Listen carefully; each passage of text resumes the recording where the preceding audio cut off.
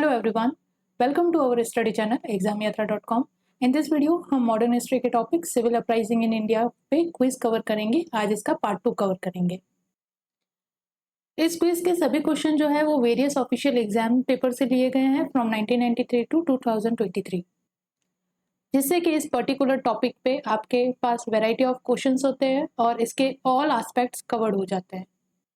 इसी के साथ ही आपके एग्जाम प्रिपरेशन को और ज़्यादा बेटर करने के लिए, इम्प्रूव करने के लिए और आपको राइट गाइडेंस देने के लिए कि एग्जाम के लिए आपको किस तरह की स्ट्रेटेजी अपनानी चाहिए, उसके लिए हमने 90% रिफंड मेंटरशिप प्रोग्राम को स्टार्ट किया है।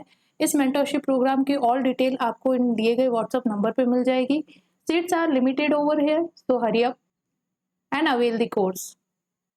एंड ट्रस्ट मी गाइस, ये मेंटरशिप प्रोग्राम आपके लिए गेम चेंजर होने वाला है। तो देरी ना करते हुए इस कोर्स को अवेल कीजिए, इस प्रोग्राम को ज्वाइन कीजिए। नेक्स्ट क्वेश्चन या first question of this second part of this topic is 26। तो क्वेश्चन नंबर 26 है, Kol mutiny of 1831 under Buddho Bhagat took place in which of the following region. तो बताना है आपको कोल म्यूटिनी का रीजन कौन सा है ना, कौन सी जगह पे ये मतलब की गई थी, हुई थी। तो option A Kutch, option B Singhbhum, option C western Ghat, option D Satara. तो अगर आप स्टेट वाइज देखो तो कच्छ गुजरात में हो जाता है, जहाँ पे कोल म्यूटिनी नहीं हुई थी। वेस्टर्न घाट जो है ये भी महाराष्ट्र रीजन में पड़ जाता है, और सतारा भी आपके महाराष्ट्र में है। तो यहाँ से नहीं है, कोल म्यूटिनी जो होती है वो छोटा नागपुर रीजन में होती है। अगर रीजन वाइज कहे तो छोटा नागपुर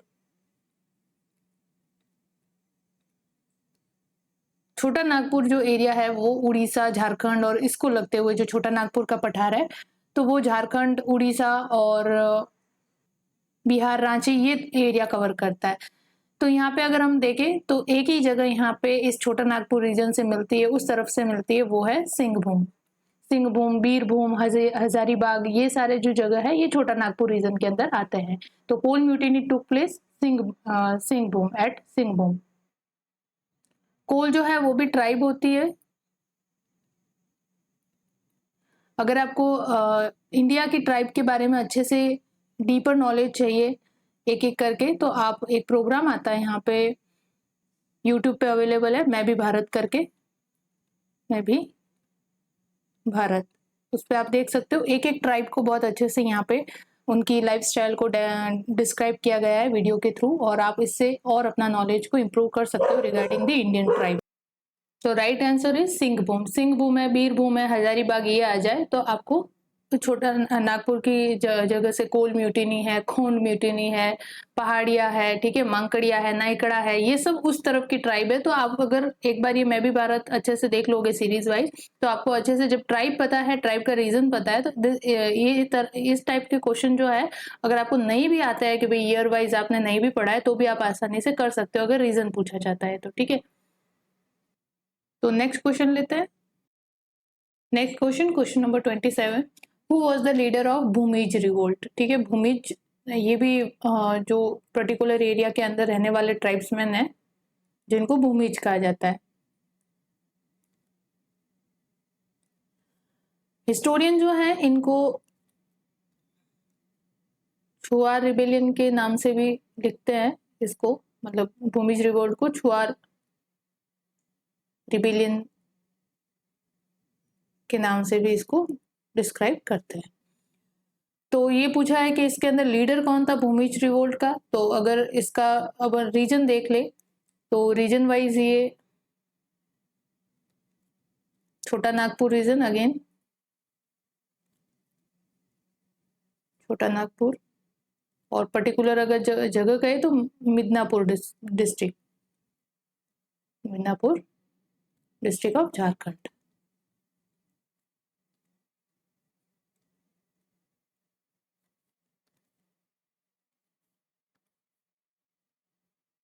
झारखंड। और पर्टिकुलर भी उसमें अगर अपन और डीप में जाए तो जो जगह हो जाती है वो होती है दल भूम, जंगल महल, ठीक है, जंगल महल, जंगल महल, दाल भूम, अगेन बीर भूम, सिंह भूम, ये आ जाते हैं।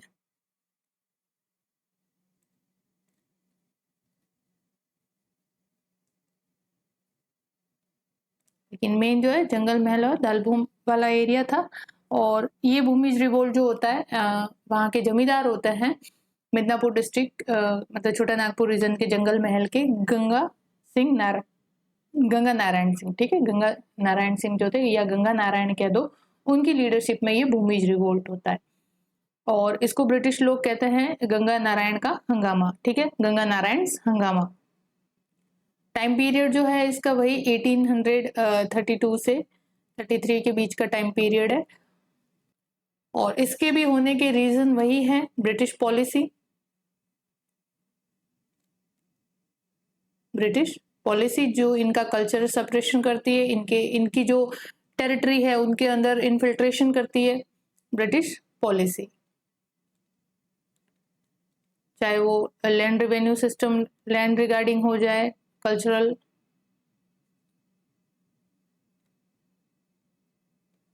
ठीक है, और अदर काइंड जो जैसे सोशल कस्टम्स प्रैक्टिसेस वगैरह। तो जो सोशल कस्टम्स ब्रिटिश लोगों ने इम्प्लीमेंट किए थे वो इन लोगों को पसंद नहीं आ रहे थे, ठीक है, मतलब उनके अकॉर्डिंग जिस तरह से चल रहे थे, जिस तरह से यहाँ इनकी टेरिटरी को रूल किया जा रहा था, वो उनकी जगह अब ब्रिटिश लोग जो है इनकी पूरी टेरिटरी को ऑक्यूपाई करके अपना सोशल कस्टम या अपने तौर तरीके से लॉ एंड ऑर्डर वहां पे लगाना चाह रहे थे। तो ये उनके लिए, इन लोगों के लिए वो एक्सेप्टेबल नहीं था, ठीक है, कल्चरल सप्रेशन हो रहा था, उनका लैंड भी उनसे उनकी छीनी जा रही थी। और वहां पे वही जैसे मैंने बताया आपको कि रिवेन्यू का सोर्स ओनली जो था एग्रीकल्चर हुआ करता था, और उसके लिए और ज्यादा जमीनों को एग्रीकल्चर लैंड के अंदर मतलब एग्रीकल्चर लैंड के अंदर ट्रांसफर किया जा रहा था, या फिर न्यू क्रिएशन हो रही थी एग्रीकल्चर लैंड की। तो इस वजह से यहाँ पे इन सब कारणों से जो ये ट्राइब्स थे, all tribesman all over the country, ये सब डिसकंटेंट रखते थे फ्रॉम द ब्रिटिश अथॉरिटी। और इस वजह से जगह जगह पे हमें ट्राइबल रिवोल्ट देखने को मिलते हैं। तो बेसिकली ट्राइबल रिवोल्ट इस वजह से होता है जब ब्रिटिश लोगों का इन्फिल्ट्रेशन उनकी टेरिटरी पे होता है, उनके सोशल कस्टम को चेंज करने की कोशिश करते हैं या अपने तौर तरीके से उनको रूल करने की कोशिश करते हैं, उनका कल्चरल सप्रेशन किया जाता है, उनका मतलब मनी रिलेटेड एक्सप्लॉयटेशन किया जाता है, लैंड रेवेन्यू सिस्टम इम्प्लीमेंट किए जाते हैं, जैसे परमानेंट सेटलमेंट वगैरह है, यूरोपियन प्लांटर्स वगैरह जैसे मनी लैंडर्स वगैरह, या जिनको ये दिकू कहते हैं, आउटसाइडर को ये क्या कहते हैं, दिकू, ये याद रखना, टर्म जगह जगह पूछी जाती है, दिकू। दिकू इनके लिए क्या होता है, आउटसाइडर्स, आउटसाइडर्स जो इनका एक्सप्लॉयटेशन करते हैं, ठीक है। तो जो दिकूज है उनके द्वारा इनका एक्सप्लॉयटेशन किया जाता है। दिकूज यहाँ पे हो सकते हैं मनी लैंडर, हो सकते हैं मनी लैंडर, और European planters,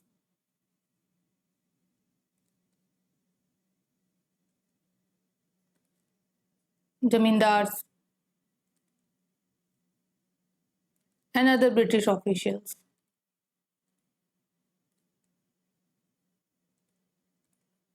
So these odd dikus were for them was outsider and exploitator. तो इन सभी जो कारणों की वजह से जो है इनके मन में ब्रिटिश लोगों के खिलाफ जो है वो नाराजगी पैदा होती है, और उसके कारण ट्राइबल रिवोल्ट होते हैं। तो उन्हीं में से एक है भूमिज रिवोल्ट, जिनकी लीडरशिप करते हैं गंगा नारायण सिंह। गंगा नारायण सिंह वहां के जमींदार थे, जंगल महल के, दाल भूम के। तो ये वहां के क्या थे, जमींदार थे। तो बेसिकली जो मेन, अगर इस भूमिज रिवोल्ट का कारण देखे, मेन रीजन तो ये था कि इनके पिताजी को, गंगा नारायण के पिताजी को यहाँ पे डिसरिस्पेक्ट किया गया था ब्रिटिश ऑफिशियल के द्वारा, और उनकी जो पैटर्नल जो जगह थी, संपत्ति थी, है ना, पैटर्नल जो उनकी प्रॉपर्टी थी, उनसे उनको बेदखल कर दिया गया था ब्रिटिश ऑफिशियल के द्वारा, और अपने लॉ एंड ऑर्डर जो है इस भूमिज जो टेरिटरी है उनके ऊपर इम्प्लीमेंट किया गया। तो ये बेसिक यहाँ पे कारण रहता है इस भूमिज रिवोल्ट का, जिनकी लीडरशिप करते हैं Ganga Narayan Singh. Next question, question number 28, the Waghera uprising happened in. तो ये वाघेरा अपराइजिंग बहुत ज्यादा तो कुछ खास नहीं है, बट इसका रीजन याद रखिए आप, और कहाँ हुआ था ये याद रखिए, ठीक है। तो वाघेरा अपराइजिंग जो है उसका area option A Surat, option B Poona, option C Calicut, option D Baroda. तो इसका राइट आंसर है ऑप्शन डी बड़ौदा।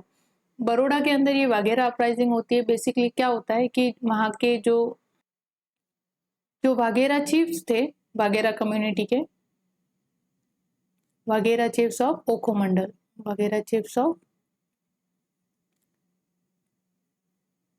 ओखा मंडल, ये आर्म रेज करते हैं against British authority because of the hostility of foreign domination.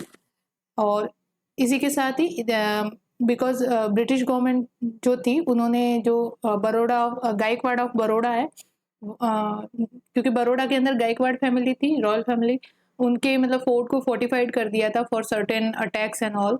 तो उसकी वजह से वाघेरा चीफ जो है थ्रेटन फील करने लगे। बेसिकली ये भी जो है वहाँ की ट्राइब्स है वाघेरा, इस रीजन की, गुजरात रीजन के अंदर। तो वहाँ पे इनके भी जो टेरिटरी है उनके अंदर ब्रिटिश डोमिनेशन या फिर we can say foreign domination की हॉस्टिलिटी की वजह से इन्होंने आर्म्स रेज किए अगेंस्ट द ब्रिटिश अथॉरिटी। तो यहाँ पे जब गायकवाड़ बड़ौदा जो फोर्ट है गायकवाड़ ऑफ बड़ौदा, उसका फोर्टिफिकेशन किया जाना शुरू किया गया बाय ब्रिटिश गवर्नमेंट। तो दे फील थ्रेटन, है ना, वाघेरा चीफ जो थे दे फील थ्रेटन, एंड फिर इनके और ब्रिटिश के बीच में झड़प होती है। तो वही कहलाती है वाघेरा अपराइजिंग। बेसिकली यहाँ पे भी सेम रीजन है जो अदर ट्राइबल रिवोल्ट के रीजन है, वही इनके एरिया के अंदर इन्फिल्ट्रेशन, इनके ऊपर फॉरेन डोमिनेशन करना, इनकी कल्चरल सेपरेशन करना, ये सारी चीजें यहाँ पे भी रीजन रहते हैं सेम।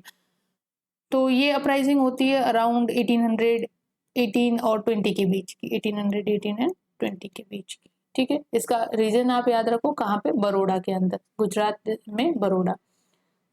पूना के अंदर तो आप देखोगे तो दक्कन रायोट देखने को मिलते हैं ना, Deccan riot, Poona is related with Deccan riot. Surat है, सूरत के अंदर फर्स्ट आपको अगर जो सॉल्ट के ऊपर रिवोल्ट देखने को मिलता है, सॉल्ट रिवोल्ट ऑफ सूरत, तो वो मिलता है 1844 के अंदर। First any kind of salt revolt इस समय हुआ था, है ना, 1844 के अंदर।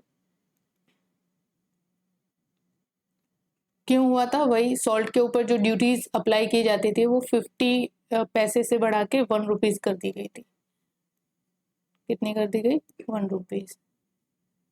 तो उसके लिए लोगों ने एजिटेशन शो किया था, that is known as salt revolt of Surat, जो 1844 में हुआ था, even before the revolt of 1857। First kind of revolt faced by government in the city of Surat. Next question देखते हैं। Next question number 29, arrange the following uprising against the British colonial power in India prior to 1857 in various part of the country in the correct order। ठीक है, अब इसमें आपको कोई फंडा नहीं लगा सकते, इसके अंदर आपको ईयर वाइज अगर याद होगा तो ही आप इसको कर सकते हैं, ठीक है। तो फेमस देख लेते हैं, जैसे संथाल अपराइजिंग है, तो संथाल अपराइजिंग होती है आपकी 1855 में, just before the, I already said कि 1855 से 57 का इसका पीरियड रहता है। लास्ट सेशन में हमने कवर किया इसके बारे में भी, संथाल अपराइजिंग। तो ये जो संथाल अपराइजिंग है it was just prior to revolt of 1857। तो संथाल अपराइजिंग ये हो चुका, ठीक है। कोल अपराइजिंग अभी हमने फ्रेशली देखा, कोल अपराइजिंग जो है वो 1829 के बीच में होती है, कोल अपराइजिंग ये हो गया। अब 4th एंड 5th हो गया, है ना। अब इसका देखे अपन तो सिपॉय म्यूटिनी एट वेल्लोर, है ना, सिपॉय म्यूटिनी एट वेल्लोर जो है 1806 के अंदर होती है। फिर सिपॉय म्यूटिनी इन बंगाल, सिपॉय म्यूटिनी इन बंगाल होती है 1764 के अंदर। और कच्छ रिबेलियन जो है ये होता है 1819 के अंदर। तो this all uprising was prior to 1857, ठीक है। तो इनको आप फॉलोइंग ऑर्डर में अरेंज करना है। तो सबसे पहले सेंचुरी चेंज हो जा रही है इसकी, सिपोई म्यूटिनी इन बंगाल। तो फर्स्ट है आपका ये, फर्स्ट सबसे आगे रहेगा। तो कौन कौन से ऑप्शन में फर्स्ट है? एक तो ए में हमें देखने को मिल रहा है, एक आपको यहाँ पे इसी में है ना, सी डी में नहीं है, सी में फोर्थ है, डी में थर्ड है। तो ऑप्शन ए जो है इसका करेक्ट आंसर हो जाता है क्या, देख लीजिए।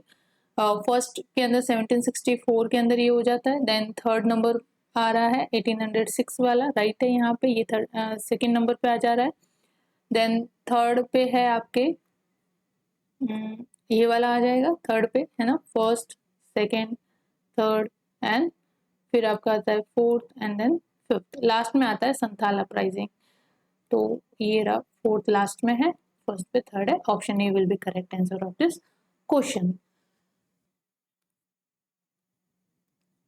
अब थोड़ा सा इनके बारे में भी देख लेते हैं। कोल अपराइजिंग अभी मैंने आपको बताया, संथाल अपराइजिंग के बारे में भी डिस्कस कर चुके हैं हम। तो ये वेलोर म्यूटिनी जो है, वेलोर म्यूटिनी होती है 1806 के अंदर, और ये एक लार्ज स्केल म्यूटिनी होती है by Indian sepoys against the east India company, जो कि 1857 से बहुत पहले होती है। और इसका मेन कॉज होता है ड्रेस कोड, इसका मेन कॉज होता है ड्रेस कोड। ड्रेस कोड क्या था इसके अंदर? न्यू ड्रेस कोड इंट्रोड्यूस किया गया था, जिसके अंदर जो सिपॉइज थे they have to remove their turbans, है ना, trim their beards and not show caste markings. जैसे कि अपने इंडिया में होता है कि सिख लोग है वो टर्बन पहनते हैं, कड़ा वगैरह रखते हैं, है ना। तो जो रिलीजियस साइन होते हैं ड्रेस कोड के अंदर वो पहले रखते थे। हिंदू है तो वो जैसे दाढ़ी वगैरह रखते हैं, ऐसे जो भी है ना। मुस्लिम्स जो है वो मूछें नहीं रखते हैं, सिर्फ दाढ़ी रखते हैं। इस तरीके के जो जो भी रिलीजियस साइन होते थे उनको रिमूव करने के लिए कहा गया है ना। जैसे कि आप बियर्ड को पूरी ट्रिम करिए, टर्बन, जैसे सिख लोग है they can not cut their hairs, but यहाँ पे न्यू ड्रेस कोड के अकॉर्डिंग जो सिख सिपॉइज है they have to remove their turban and trim their beards. तो और इस तरह से जितने भी जो कास्ट मार्किंग्स है उनको रिमूव करना था। तो इस वजह से जो सिपाही थे उनके उनके मन में नाराजगी पैदा हुई, ठीक है ना। They discontented with the British authority and again इसके ऊपर ये सब तो रिमूव करना ही था, और उसके ऊपर जो है जो न्यू ड्रेस कोड था उनका, उनको एक राउंड हेड पहननी होती थी जो काऊ या पिग के हाइड से बनी होती थी। तो ये सारी चीजें उनके रिलीजियस सेंटिमेंट को हर्ट कर रही थी। सेम लाइक द जो 1857 के अंदर हुआ। 1857 का भी जो इमीडिएट कॉज रिलीजियस फैक्टर ही है, जिसके अंदर ग्रीस कार्ट्रेज को यूज करने का कहा गया है, जहाँ पे काउ एंड पिग की जो चर्बी होती है, फैट होता है, उससे उसको कारतूस को कार्ट्रेज को ग्रीस किया जाता था, और उसको लोड करने से पहले दांतों से बाइट करना पड़ता था, जिसके कारण से मतलब जो धर्म है उनका भ्रष्ट होता था। तो ये जो रिलीजियस कॉज है ये सेम वेलोर म्यूटिनी के अंदर भी रहता है कि ड्रेस कोड जो है उसके वजह से यहाँ पे ये सिपॉय जो है डिसकंटेंट होता है विद द ब्रिटिश अथॉरिटी। तो न्यू ड्रेस कोड के अंदर क्या था कि जितने भी कास्ट मार्किंग्स है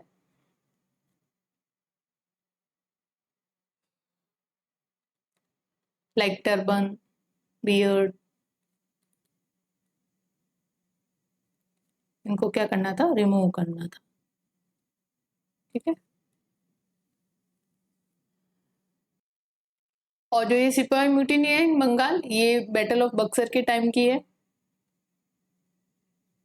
तो जो नवाब, जो बंगाल का नवाब था जो उसके साथ खड़े थे, उन्होंने जो सिंपैथी रखते थे नवाब से, उनके द्वारा की गई अगेंस्ट दी, और ईस्ट इंडिया कंपनी के अगेंस्ट सैनिकों की यहाँ पे मतलब म्यूटिनी होती है। और इस समय जो था major Hector Munro face this mutiny, ठीक है, major Hector Munro.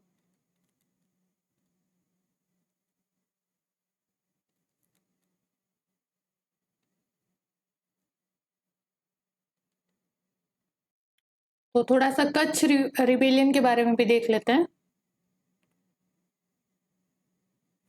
Kutch rebellion, ठीक है, यहाँ पे देख लेते हैं।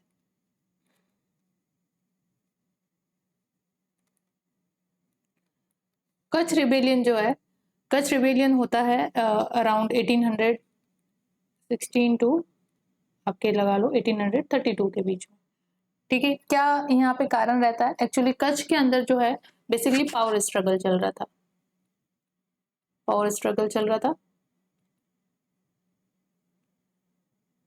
पावर स्ट्रगल चल रहा था बिटवीन दी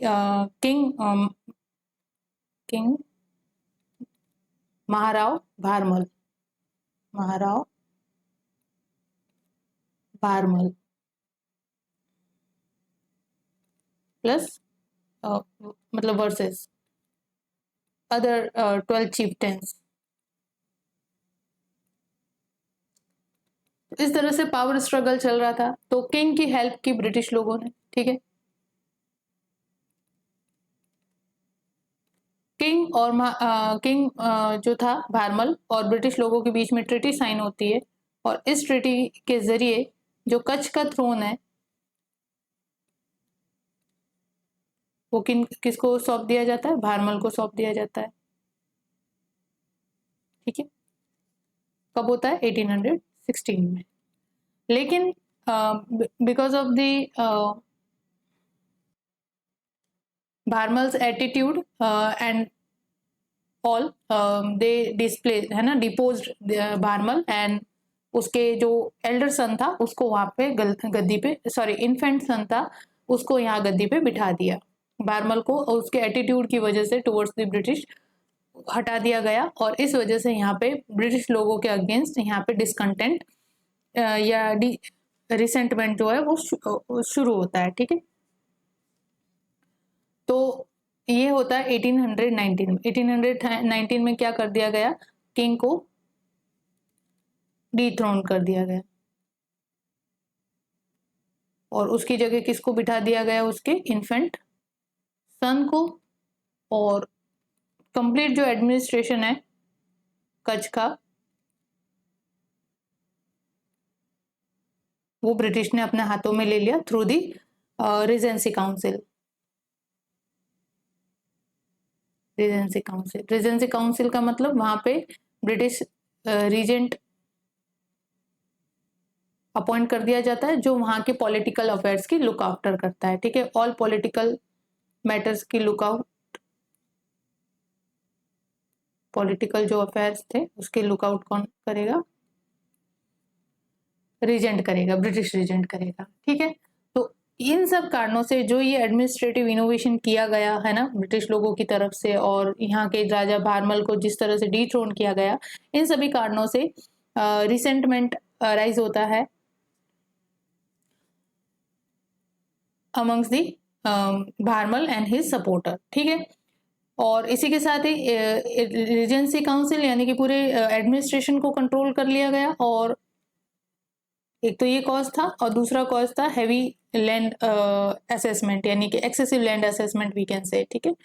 हैवी या excessive land assessment, land assessment यानी जो रिवेन्यू है उसको बहुत ज्यादा हाई कर दिया गया, हैवी लैंड असेसमेंट किया गया। तो ये दो कारण बनते हैं रिसेंटमेंट के, डिसकंटेंट के विद द ब्रिटिश अथॉरिटी। और फिर यहाँ पे इस समय आप देखो तो 1819 के अंदर जो है बर्मा के अंदर भी वॉर चल रहा था, बर्मा वॉर। और बर्मा वॉर के अंदर जब ब्रिटिश लोगों की डिफीट होती है, ब्रिटिश लोग डिफीट फेस करते हैं फर्स्ट, ये भी हमने बहुत अच्छे से कवर कर रखा है, आप जाके देखिएगा, है ना, बर्मा वॉर। तो ब्रिटिश जब डिफीट फेस करते हैं तो यहाँ के राजा भारमल और इनके जो सपोर्टर थे उनके पास न्यूज आती है कि British were defeating over there, तो इनको एक मौका मिलता है कि अगर वो लोग इन्हें हरा सकते तो हम भी हरा सकते हैं। तो फिर भारमल और उनके जो सपोर्टर थे उन्होंने मतलब रिवोल्ट कर दिया against the authority and demanded the restoration of Bharmal, ठीक है। तो इस तरह से ये रिवोल्ट होता है, और फिर कंपनी जो है वो मिलिट्री ऑपरेशन करती है। हैवी मिलिट्री ऑपरेशन के थ्रू भी सिचुएशन जो है कच्छ के अंदर कंट्रोल में नहीं आती है, and they failed to control the situation in the Kutch region. Finally ये कंसिलेटरी पॉलिसी अपनाते हैं, and the companies authority were forced to adopt a conciliatory policy with the Bharmal. तो इस तरह से ये कच्छ रिबेलियन होता है, ठीक है। तो कच्छ रिबेलियन ऐसे याद रखो, बर्मा वॉर के समय का, तो टाइम पीरियड आपको दोनों याद हो जाएंगे, है ना। कच्छ वॉर और जो बर्मा वॉर है वो पैरेलल इंसिडेंट है। नेक्स्ट क्वेश्चन देखते हैं हम। Which among the following year Santhal revolt was occur? Again Santhal revolt के बारे में क्वेश्चन है। ये Santhal revolt just before the revolt of 1857 होता है, तो आप अब ईयर यहाँ से आराम से निकाल सकते हैं। Option A 1831 to 32, option B 1844 to 46, option C 1851 to 52 और ऑप्शन डी 1855 टू 56। अब यहाँ पे ये तो आप अच्छे से कैंसिल कर दोगे कि just before the revolt of 1857 है, तो यहाँ पे दो आपको रिवोल्ट ऑफ 1857 के पहले ये दो मिल जाता है, लेकिन जस्ट बिफोर है तो जस्ट बिफोर डी जो है इसको सेटिस्फाई करता है। डी ऑप्शन जो है इस लाइन को कि Santhal revolt was happened just before the revolt of 1857, तो 1855 टू 56 पीरियड रहता है संथाल रिवोल्ट का। नेक्स्ट क्वेश्चन है question number 31। After the Santhal uprising subsided, what was over the measures taken by the colonial government? ठीक है, संथाल अपराइजिंग को सबसाइड करने के बाद ब्रिटिश गवर्नमेंट ने, कॉलोनियल गवर्नमेंट ने क्या मेजर्स अपनाए, ठीक है, सो दैट कि फर्दर ऐसा कोई ट्राइबल रिवोल्ट उन्हें देखने को ना मिले। तो इसके अंदर देखते हैं स्टेटमेंट क्या है। फर्स्ट है the territories called Santhal Pargana were created. Second है it become illegal for Santhal to transfer land to non Santhal. ठीक है, तो इसका select the correct answer using the code given below. Option A 1 only, option B 2 only, option C both 1 and 2 and option D neither 1 nor 2। तो देखते हैं क्या होता है संथाल अपराइजिंग के सबसाइड करने के बाद। तो जब संथाल जो ये अपराइजिंग हुई थी, इसको सबसाइड करने के बाद, इसको खत्म करने के बाद ब्रिटिश गवर्नमेंट ने फिर ट्राइबल एरिया के रिगार्डिंग मेजर्स अपनाई है, मतलब जो पॉलिसी है वो इंट्रोड्यूस की। First they created Santhal Parganas. ठीक है, first they created Santhal Pargana. ठीक है, टेरिटरीज इनके नाम से जानी जाए इसलिए इसको संथाल परगना नाम दिया। परगना मतलब ये जो लैंड है ये completely belonging to Santhal community, इसलिए इसको संथाल परगना कहा गया। तो फर्स्ट जो है the territories called Santhal Pargana were created, ये सही हो जाता है आपका। सेकेंड यहाँ पे मेजर्स अपनाया गया प्रोहिबिटिंग लैंड ट्रांसफर। ठीक है, प्रोहिबिटिंग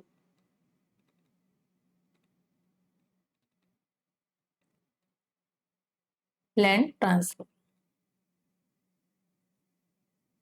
बहुत सारे ट्राइबल एरिया आज भी इंडिया के अंदर मौजूद है जहां पर आप लैंड जो है उनकी जगह से लैंड आप खरीद नहीं सकते। अदर जो आउटसाइडर जाते हैं वो वहां पे लैंड परचेज नहीं कर सकते।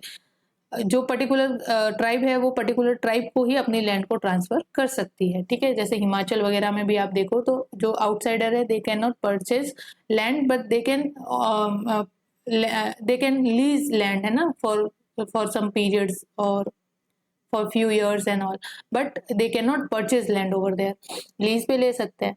तो इसी तरह से उस समय भी संथाल परगना क्रिएट किया गया और प्रोहिबिटिंग लैंड ट्रांसफर एक्ट पास किया गया, जिसके अंदर ये था कि कोई भी संथाली जो है या जो संथाल है वो नॉन संथाल को अपनी लैंड ट्रांसफर नहीं कर सकता। तो सेकंड भी आपका करेक्ट हो जाता है, यानी बोथ आर करेक्ट। तो both option C will be correct answer of this question, के both 1 and 2 is correct statement regarding this. ठीक है, संथाल अपराइजिंग को सबसाइड करने के बाद और भी मेजर्स हम देख लेते हैं क्या अपनाए थे। Enacting the Santhal Pargana tenancy act. ठीक है, संथाल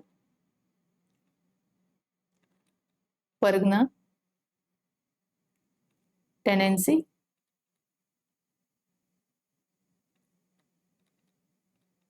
एक्ट ऑफ 1876। और इस एक्ट के अंदर भी सेम चीज की गई कि जो संथालियों का राइट है ओवर देयर लैंड, है ना, तो they can self govern their land and this act preserve their Santhalis right to self govern their land and allowed land inheritance within the community and prohibited the transfer of Santhali land to non Santhalis. ठीक है, तो इस Santhal Pargana tenancy act के अंदर जो इनके inheritance right है उनको प्रिजर्व किया गया। Inheritance rights over land preserved.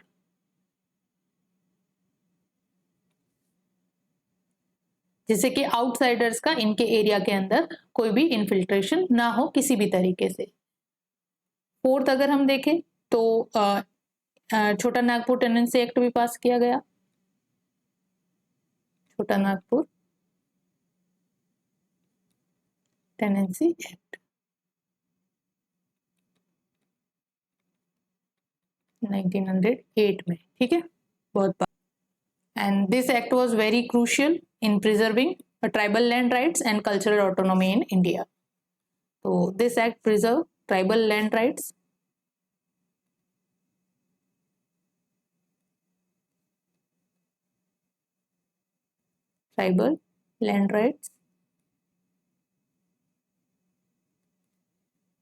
and cultural autonomy.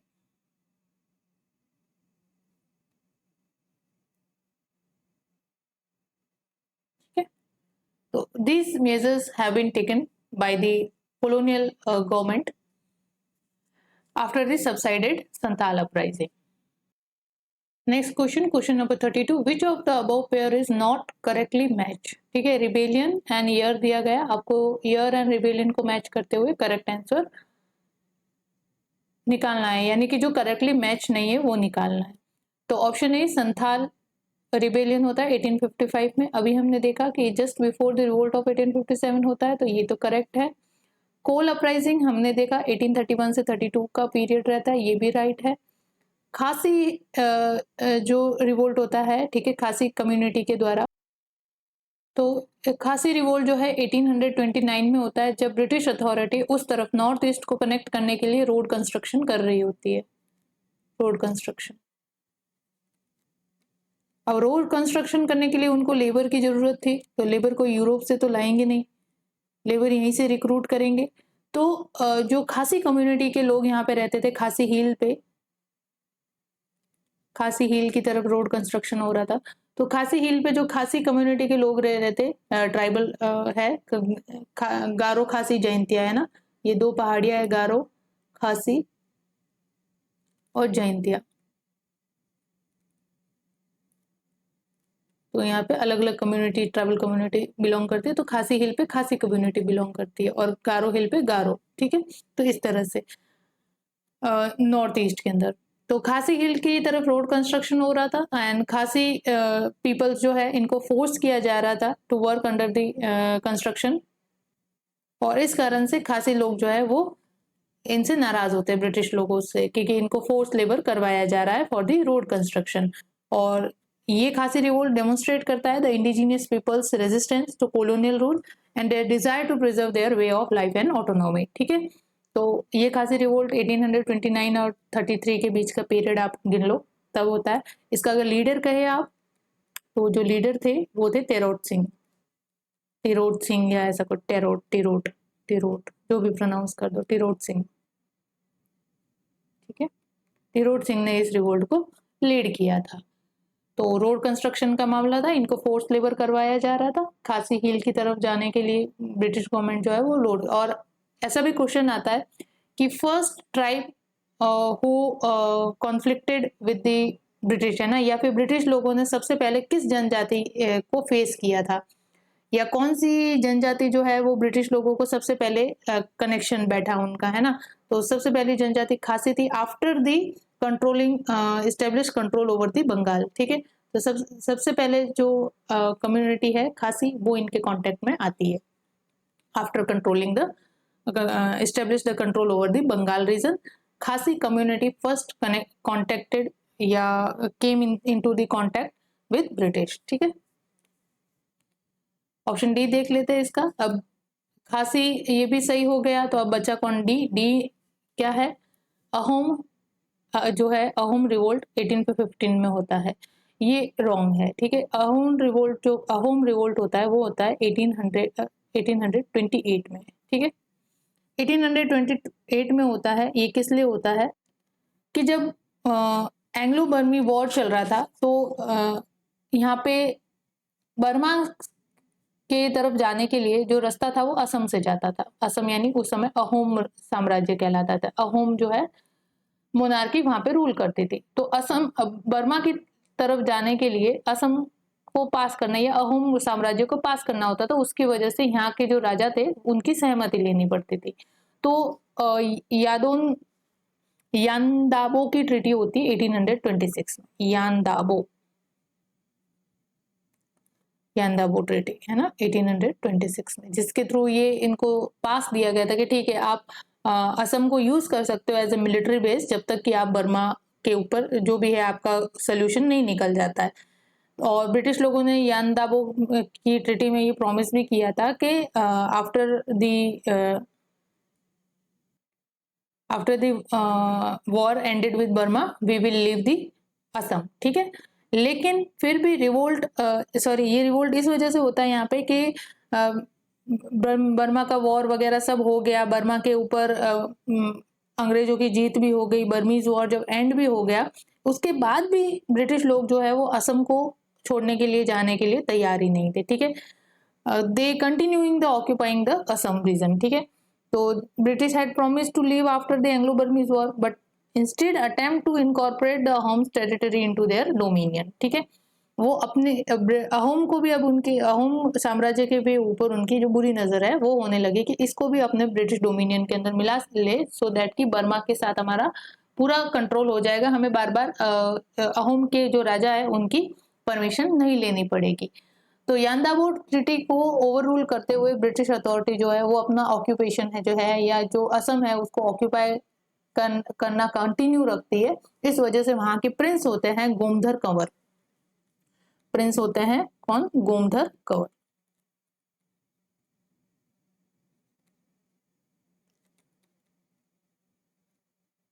ये रिवोल्ट करते हैं अगेंस्ट द ब्रिटिश। ठीक है, कि हमारे अहोम को आप छोड़ो। आपने ट्रीटी में जो वादा किया था कि बर्मा के साथ वॉर लड़ने के बाद हम असम को खाली कर देंगे, यानी असम को हम छोड़ के चले जाएंगे, लेकिन आप यहाँ पे असम का अभी भी यूज कर रहे हो, उसको ऑक्यूपाई करके रखना और इसके आगे आप इसको अपने ब्रिटिश डोमिनियन में मिलाने की साजिश भी रच रहे हो। तो इस वजह से यहाँ पे यहाँ के राजा जो प्रिंस थे उन्होंने अपने सपोर्टर्स के साथ मिलके रिवोल्ट किया अगेंस्ट द ब्रिटिश ऑक्यूपेशन। तो ये था अहोम रिवोल्ट। अहोम को ब्रिटिश लोगों से फ्री करवाने के लिए अकॉर्डिंग टू यानदाबो ट्रीटी की पालना करवाने के लिए ये रिवोल्ट हुआ था, जिसको वहां के प्रिंस गोमधर कंवर ने लीड किया था। ठीक है, लीडर वो थे। नेक्स्ट क्वेश्चन देखते हैं। When did Kol tribal revolt occur, है ना, कोल ट्राइबल रिवोल्ट। तो option A 1807 to 1808, 1820, option C 1858 to 1859, option D 1831 to 32। अभी हमने देखा कोल ट्राइब का रिवोल्ट कब होता है? 31 से 32 के बीच। ठीक है, next question number 34। Who led the revolt of Santhal? Who led the revolt of Santhal? ठीक है, option A Sidhu Kanu, option B Bhairav Chand, option C both A and B, option D none of A and B. तो हमें संथाल रिबेलियन जो हुआ, Santhal revolt जो हुआ, उसके leader पता ही है ना, सिद्धू मुर्मू, कानू मुर्मू, ये सब थे, है ना। भैरव उनके साथ था और इनकी बहनें भी थी, फुल्लो और जानो। तो ये अगर याद है तो आप आराम से इसको कर सकते हैं। तो अगर ये नाम भी याद है कि सिद्धू और कानू थे संथाल रिवोल्ट के लीडर, तो सिद्धू मुर्मू और कानू मुर्मू जो है इसको आप राइट करते हो तो आपको ऑप्शन में देखने को क्या मिलता है? अगर ये नहीं भी पता हो भैरव चंद, तो आपको ऑप्शन को देखने को मिलता है बोथ, या तो दोनों ही सही है या none of A and B, दोनों में से एक भी सही नहीं है। तो जब एक सही है तो आपके पास तो ऑप्शन में दूसरा तो साथ में ही आ रहा है, तो ये भी करेक्ट ही होगा। ठीक है, तो option C will be correct answer of this question कि सिद्धू कानू भैरव और उनके साथ उनकी बहनें फुल्लो और जानू। और अगेन इसका टाइम पीरियड भी just before the revolt of 1857, तो ये time period. Next, who led the Santhal rebellion? Same repeated question. Option A Jaipal Singh, option B master Tara Singh, option C Shibu Soren, option D Sidhu and Kanu, option D Sidhu and Kanu Murmu. Next question, question number 36, what was the Santhal Pargana region called in ancient time? Ancient time पे Santhal Pargana reason को क्या कहा जाता था? Option A Narikhand, option B मानवर वर्जिखा, option C करतासीना, option D none of these. ठीक है, तो यहाँ पे आपका ऑप्शन है Narikhand will be correct answer of this question, कि एंशिएंट टाइम में जो संथाल परगना रीजन है उसको क्या कहा जाता था? नारीखंड कहा जाता था। अगर आप बुद्धिस्ट लिटरेचर की बात करो तो इस रीजन को कजन गाला कहा जाता था। ठीक है, बुद्धिस्ट लिटरेचर के अकॉर्डिंग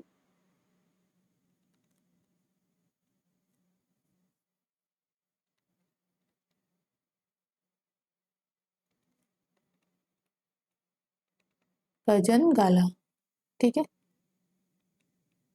कजन गाला कहा जाता था। और अगर महाभारत टाइम की बात करें तो ये वाला जो रीजन है ये अंग, जो महाजनपद थे, महाजनपद का पीरियड देखो तो अंग महाजनपद था, उसके अंदर आता था।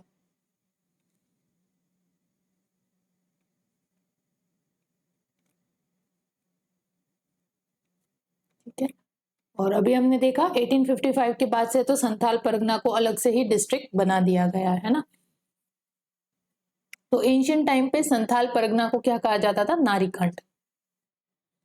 नेक्स्ट क्वेश्चन है question number 37, which British commander was defeated by the Santhals in 1855? जो रिवोल्ट हुआ था 1855 में, तो कौन सा ब्रिटिश कमांडर संथालियों के द्वारा हराया जाता है? ऑप्शन ए कैप्टन नेक फेविली, option B lieutenant Basten, option C major Burrow, option D colonel White.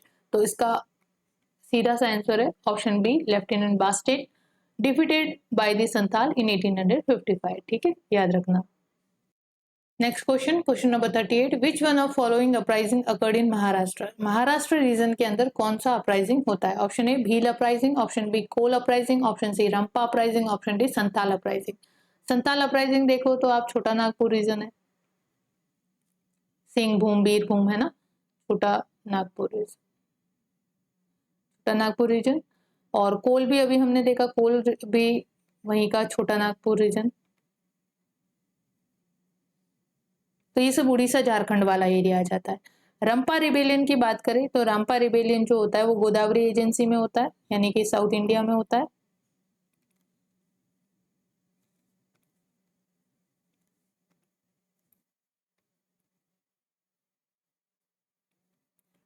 तो बचा कौन? Option A Bhil uprising. Bhil uprising का जो रीजन होता है वो खानदेश कहलाता है। ठीक है, खानदेश, खानदेश। और ये होता है आपके 1817 से 19 का पीरियड के बीच में होता है। और ये जो एरिया है महाराष्ट्र और गुजरात का एरिया है। खानदेश जो है महाराष्ट्र एंड गुजरात एरिया।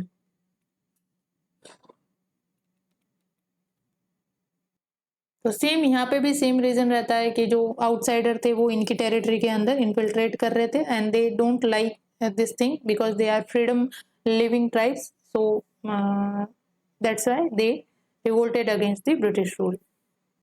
बात करें रंपा रिबेलियन की तो नेक्स्ट पेज ले लेते हैं, रंपा रिबेलियन। ठीक है, ये सब कवर्ड है हमारे नोट्स में। ठीक है, आप वहां जाके देख लीजिए, फिर भी मैं इंट्रोडक्शन दे रही हूँ। रंपा रिबेलियन जैसे मणियम रिबेलियन भी कहते हैं, मणियम रिबेलियन टाइम पीरियड आपका 1922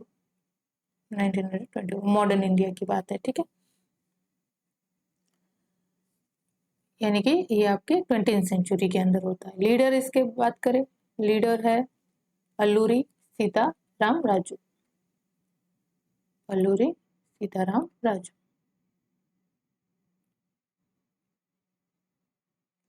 ये भी होती है जो कोया ट्राइब्स होती है, जो गोदावरी एजेंसी के अंदर कोया ट्राइब के द्वारा ही होता है रंपा रिबेलियन भी। और ये भी क्यों होता है? मद्रास फॉरेस्ट एक्ट पास किया जाता है उसके अगेंस्ट,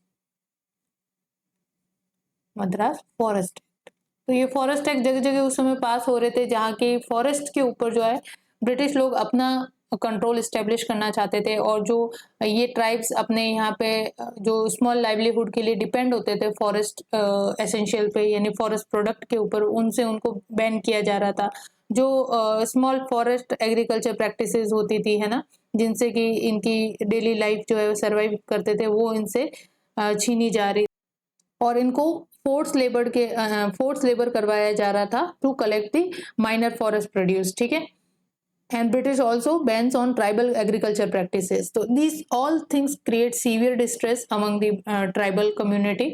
और अलूरी सीताराम राजू जो थे वो ट्राइबल कम्युनिटी से बिलोंग नहीं करते थे, लेकिन they gathered and they organize tribals against the British rule, ठीक है। तो मद्रास फॉरेस्ट एक्ट जो पास किया जाता है उसके अगेंस्ट ये होता है और इसमें डिमांड रखी जाती है कि जो फॉरेस्ट प्रोड्यूस है उनके ऊपर ओनरशिप किनकी होनी चाहिए, ट्राइबल्स की होनी चाहिए। तो ये एक्ट पास होता है 1882 के अंदर, जिसके अंदर ट्राइब्स को प्रोहिबिटिंग किया जाता था to do livelihood activities in the forest area.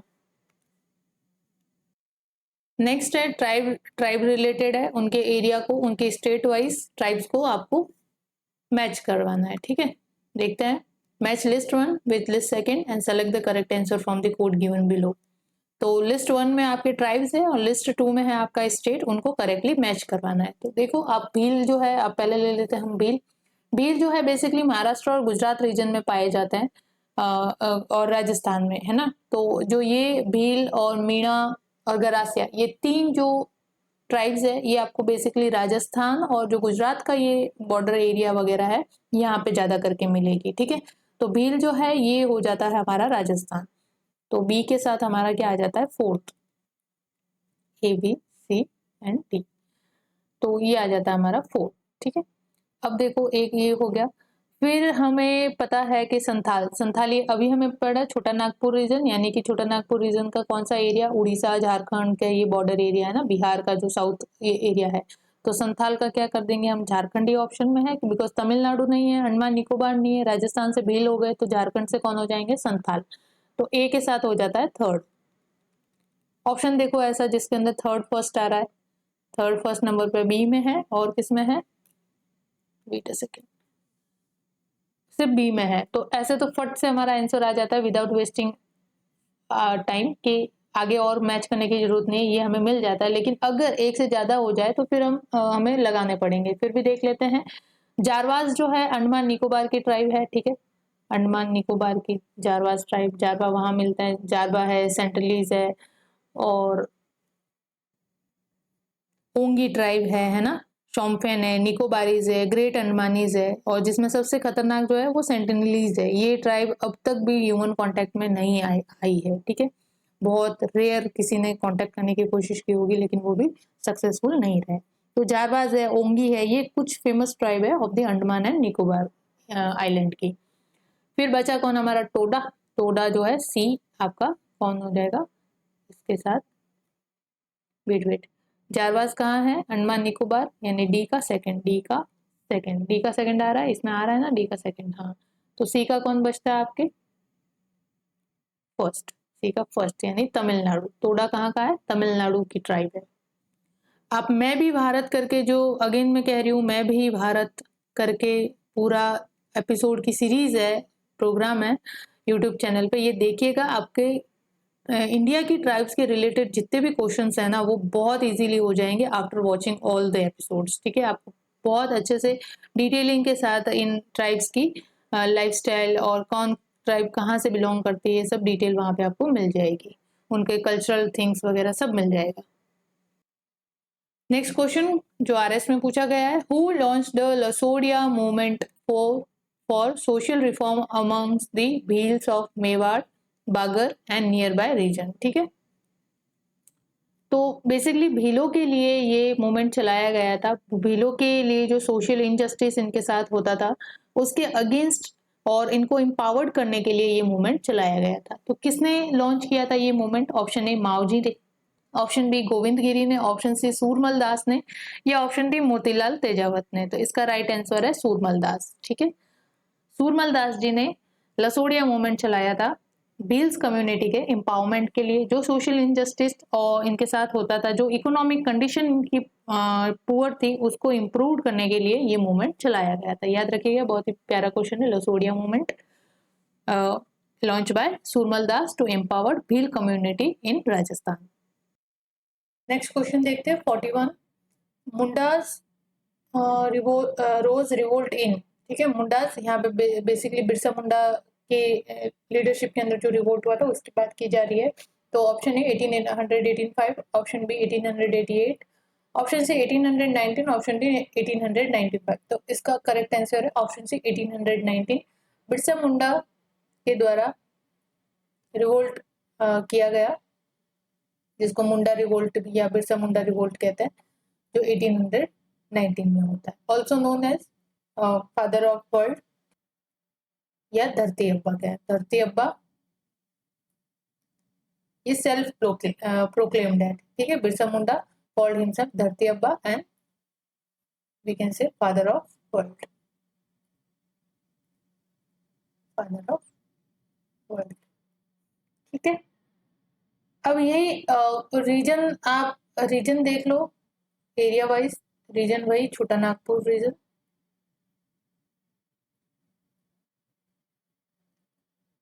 छोटा नागपुर रीजन, ठीक है। तो ये जो उड़ीसा झारखंड का ये एरिया, यहाँ पे बहुत सारे ट्राइब्स है, जैसे मुंडा है, नाइकड़ा है, वनखेड़िया है, मांकड़िया है ना। मांकड़िया बेसिकली जो मंकीज को खाता है, इसलिए उनका नाम है मांकड़िया।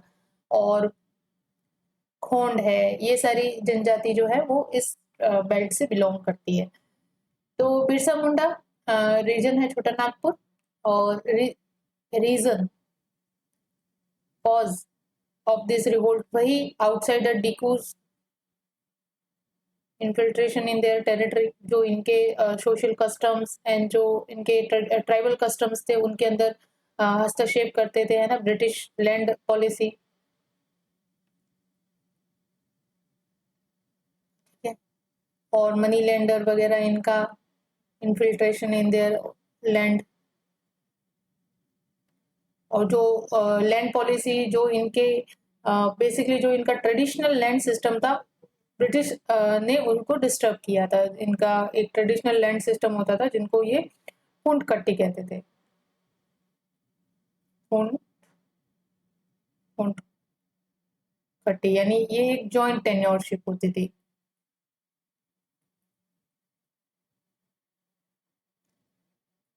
तो न्यू लैंड पॉलिसी ने इस चीज को डिस्टर्ब किया, जिसके कारण जो है ये क्रिटिसाइज करते हैं ब्रिटिश लोगों के इस एक्शन को। एंड देन क्रिश्चियन मिशनरीज, ठीक है, Christian missionaries activities in their area, जो इनके कल्चर को क्रिटिसाइज करके इनको रिलीजियसली या इनके जो रिलीजियस सेंटिमेंट है उनको हर्ट करते थे। तो इन सब कारणों की वजह से बिरसा मुंडा ने जो ये मुंडा ट्राइब्स है इनको एकत्रित किया, ऑर्गेनाइज किया, और उनको प्योर रहने को कहा, जैसे कि लीकर और ऐसी चीजों को यूज करने से, कंज्यूम करने से उनको मना किया, है ना। प्योर रहो अपने आप में, अपने विलेज को साफ सुथरा रखो, है ना। विच क्राफ्ट और सॉर्सरी जैसी प्रैक्टिसेस है, यानी ब्लैक मैजिक वगैरह जैसे प्रैक्टिसेस को बंद करो। तो बेसिकली पहले इन्होंने अपनी जाति को ऑर्गेनाइज करना शुरू किया, उनको मॉडर्नाइज करना शुरू किया, उनके अंदर जो सोशल एविल्स थे उनको हटाना शुरू किया, एंड देन फिर उन सबको इस तरह से ऑर्गेनाइज करके ब्रिटिश के अगेंस्ट इन्होंने रिवोल्ट किया।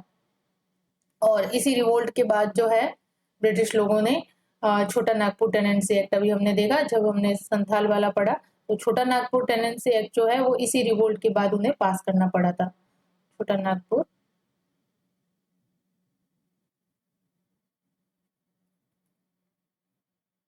टेनेंसी एक्ट, जो 1908 में पास किया जाता है, ठीक है। और ये क्या प्रिवेंट, वही इनके जो सोशल कस्टम्स है, इनके जो ट्राइबल राइट्स है उनको प्रिजर्व करता है छोटा नागपुर टेनेंसी एक्ट, और बेसिकली ये प्रिवेंट करता है easy land take over by dikus, है ना, prevent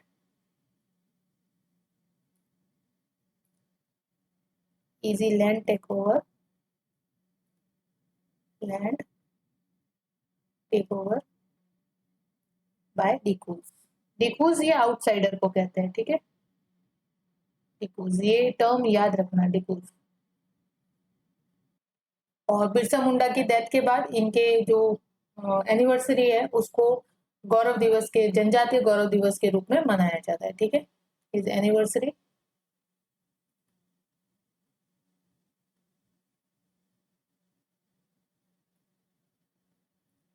anniversary of Birsa Munda celebrated as Janjatiya Gaurav दिवस।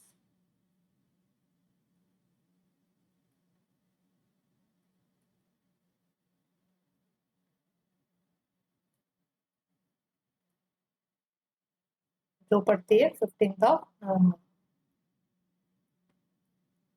ठीक है, जनजातीय गौरव दिवस के रूप में बिरसा मुंडा की एनिवर्सरी को सेलिब्रेट किया जाता है। नेक्स्ट क्वेश्चन देखते हैं। Next question number 42, Ulgulan revolt was related to option A Santhal, option B Kachha Naga, option C Kol, option D Birsa Munda. ठीक है, ऑप्शन डी करेक्ट आंसर है इसका, बिकॉज जो ये रिवोल्ट है ना उसको ही उलुगन कहते हैं।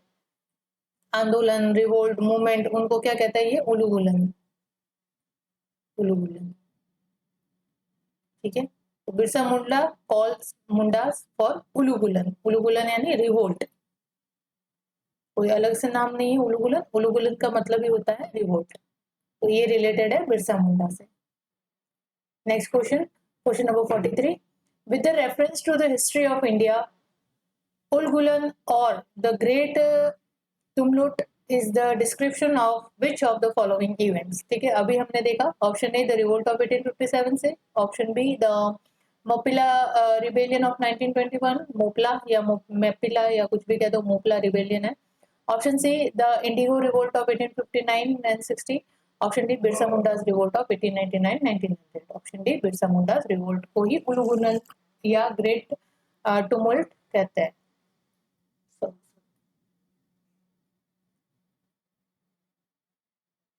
ठीक है, नेक्स्ट क्वेश्चन देखते हैं। Next question number 44, who was the leader of Munda rebellion? अभी हमने देखा option A Birsa, option B Kanhu, option C Tilak Manjhi, option D Sidhu. Kanhu and Sidhu तो किन से बिलोंग करते हैं? संथाल से, संथाल रिबेलियन से। तो अभी देखा ऑप्शन ए बिरसा मुंडा जो है मुंडा रिबेलियन का नेतृत्व करते हैं या लीडर होते हैं। नेक्स्ट क्वेश्चन अगेन 45, रिबेलियन और ईयर को मैच करना है। Match list one with list second and select the correct answer from the code given below. तो option A, option B, option C और ऑप्शन डी। ठीक है, अहोम अभी देखा हमने कब हुआ? 1928 में, है ना। तो ए का हो जाता है सेकंड, ए का सेकंड। अब स्टार्ट जो इससे होता है ए के सेकंड से, अगर फिक्स पता है तो, वरना आप संथाल देख लो जो इजी है कि 1857 से जस्ट बिफोर हुआ था, है ना। तो संथाल है और सी का फर्स्ट, तो सी का फर्स्ट अगर आपको पता है तो देखो सी पे कौन कौन आ रहे हैं। सी के फर्स्ट पे एक तो ऑप्शन ए में है और एक किस में है?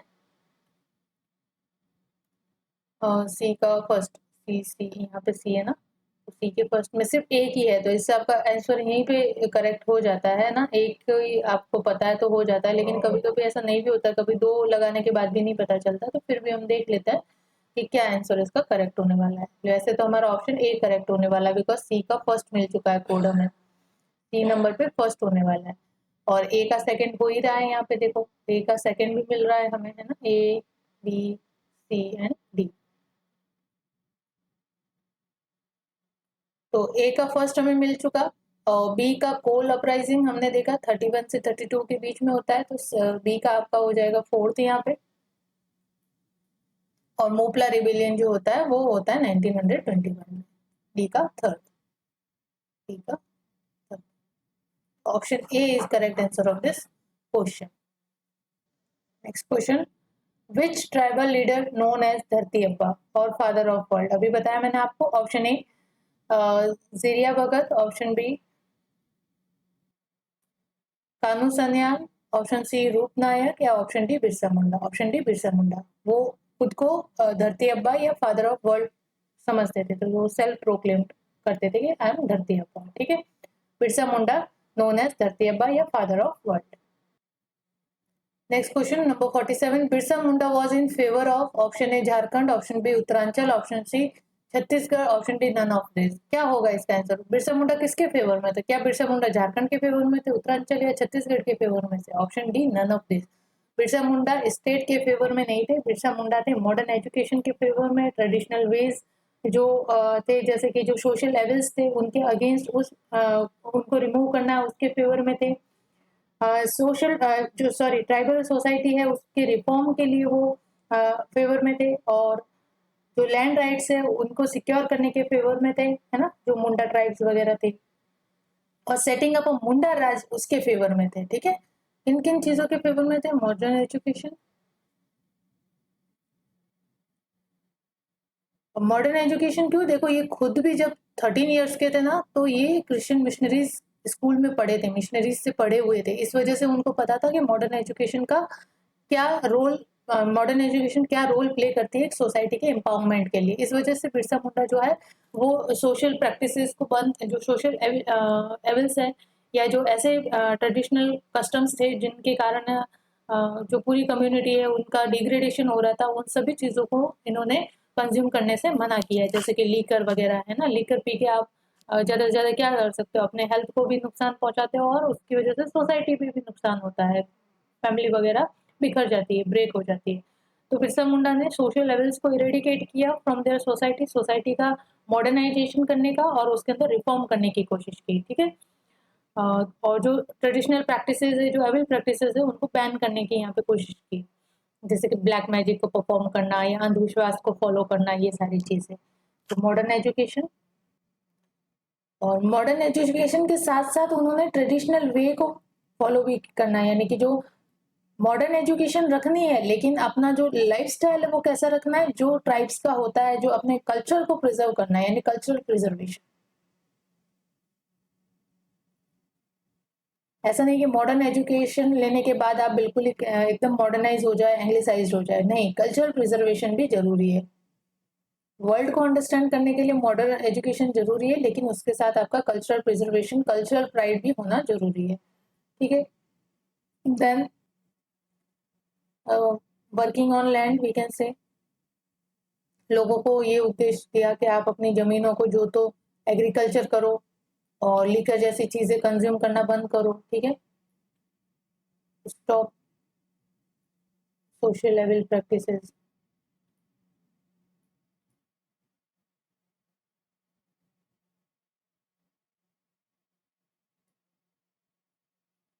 लाइक सॉर्सरी, है ना, ब्लैक मैजिक की जो प्रैक्टिसेस होती है, विच क्राफ्ट,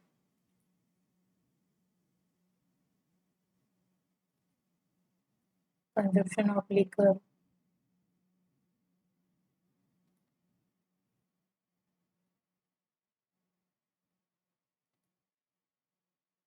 ऑल दिस थिंग्स। और इसी के साथ ही सेटिंग अप मुंडा राज।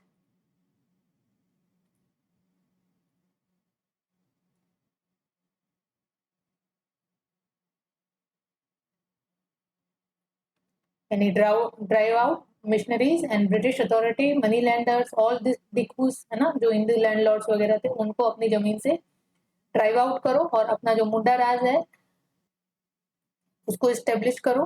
ठीक है, और बिरसा मुंडा खुद को इस मुंडा राज के हेड के रूप में देखते थे। ठीक है, तो इस फेवर में थे मुंडा, सॉरी, बिरसा मुंडा।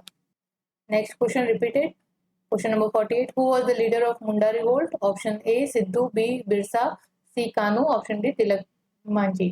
तो option B Birsa Munda. Question number 49, which was the working area of Birsa Munda? ठीक है, बिरसा मुंडा जो है, मुंडा ट्राइब बेसिकली झारखंड की ट्राइब है, प्रेजेंट डे झारखंड। उस समय ये पूरा एरिया जो है वो छोटा नागपुर रीजन कहलाता था। तो इनका जो वर्किंग एरिया है बिरसा मुंडा का, वो बेसिकली कौन सा है? चंपारण। चंपारण कहाँ पे आता है? बिहार में आता है, तो बिहार में तो नहीं होगा। ठीक है, रांची झारखंड एरिया में पड़ता है, ये हो सकता है बलिया बिहार, यूपी, सॉरी बलिया, और अलीपुर भी है यूपी साइड। तो आपका राइट आंसर हो जाता है बी, रांची। रांची जो है बिल्कुल झारखंड में पड़ता है, और Ranchi was working area of Birsa Munda, और रांची एंड सराउंडिंग एरियाज। ठीक है,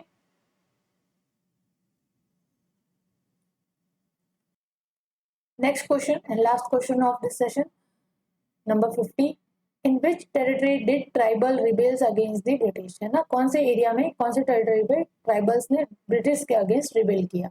option A Bihar, option B Punjab, option C Sindh, option D Kathiawar. देखो, पंजाब में कभी हमें ऐसा ट्राइबल रिवोल्ट सुनने को नहीं मिला, सिंध में भी नहीं मिलता है, ठीक है। काठियावाड़ रीजन यानी गुजरात के रीजन के अंदर भी हमें ट्राइबल रिवोल्ट देखने को नहीं मिलता। हाँ, भील अपराइजिंग होती है, लेकिन वो मेजरली कॉन्फाइंड रहती है गुजरात का बॉर्डर और होल राजस्थान, ठीक है, ये एरिया भीलों का होता है जो भील अपराइजिंग के अंदर हम देखते हैं। लेकिन प्रॉपर गुजरात के अंदर हमें ट्राइबल रिवोल्ट देखने को नहीं मिलता है, ठीक है। तो बचा कौन? ऑप्शन है बिहार। बिहार का जो वो पूरा एरिया था उस समय, छोटा नागपुर एरिया वगैरह, ये झारखंड, रांची, सब एक, झारखंड, उड़ीसा, ये सब पूरा का पूरा बंगाल रीजन के अंदर आता था, बिहार एंड ऑल मिला के। तो ये वाले रीजन के अंदर देखो कितनी सारी ट्राइब्स रहती है, और उन सभी ट्राइब्स में हम देखते हैं मुंडा है, खोंड है, खासी है,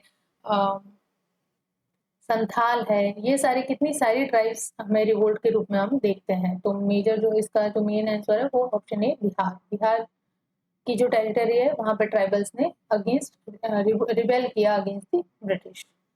तो आज का सेशन यही एंड करते हैं। I hope you like this session. Please do like and share and comment to our YouTube channel, that is examyatra.com। Thank you.